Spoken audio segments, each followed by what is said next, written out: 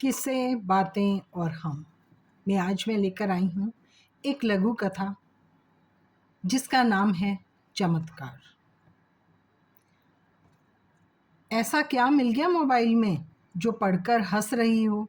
रीता ने जब अपनी मम्मी की तरफ देखा तो रीता की मम्मी ने पूछा, मम्मी वह आपकी सहेली है ना, जो गोयल आंटी, जिन्होंने मुझे एक बार व्हाट्सएप पर मैसेज भेजा था। और मैसेज भी क्या भेज रखा है मुझे कि सावन के इस महीने में शिव की महिमा को अगर 10 लोगों के पास भेजोगे तो आपको कोई अच्छी खबर मिलेगी, अगर नहीं भेजोगे तो आपके पास कोई दुखदाई खबर आएगी या दुख भरी कोई घटना हो सकती है आपके घर में।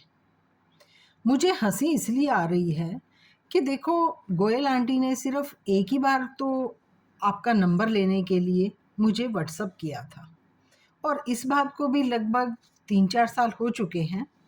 पता नहीं कैसे उनका नंबर, उनके पास मेरा ये नंबर सेव था और इसी दौरान कभी आंटी का फ़ोन मेरे पास आया भी नहीं।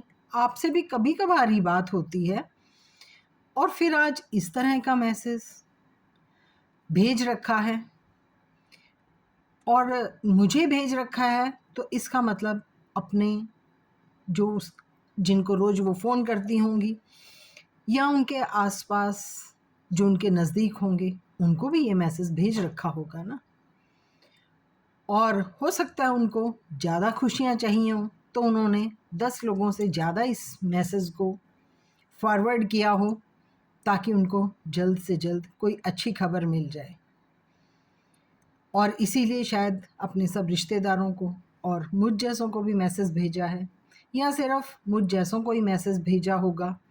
रिश्तेदारों के सामने तो वो अपने को ऐसा दिखाना नहीं चाह रही होंगी। रीता की मम्मी बोली, एक मज़ेदार बात बताऊं बेटा, जब हमारे बचपन में जब हम छोटे होते थे ना, और जब सुबह उठकर अखबार लेने के लिए बाहर जाते थे या बाहर का दरवाज़ा खोलते थे तो हमारे घर के अंदर एक पम्फलेट पड़ा होता था। उसमें शिव महिमा लिखी होती थी और ये कहा जाता था कि इस महिमा को 10 लोगों को इस तरह के पम्फलेट छपवा कर आप 10 अलग अलग लोगों के घरों में भेजोगे तो आपको ये अच्छी खबर मिलेगी, वरना आपके घर में भी दुर्घटना हो सकती है।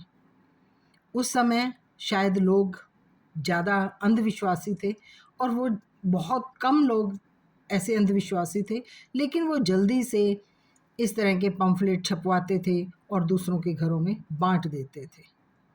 अच्छा मम्मी, ऐसा भी होता था? हाँ बेटा, ऐसा ही होता था। अब तो और भी आसान है कि मैसेज ही तो फॉरवर्ड करना है, और अच्छी खबर किसको नहीं चाहिए। पर मम्मी, मैं एक बात सोच रही हूँ कि दुनिया तो चांद पर पहुंच गई और बहुत से लोग अभी भी इस तरह के चमत्कारों पर कैसे विश्वास कर रहे हैं और ऐसे विश्वास पे कैसे जी रहे हैं।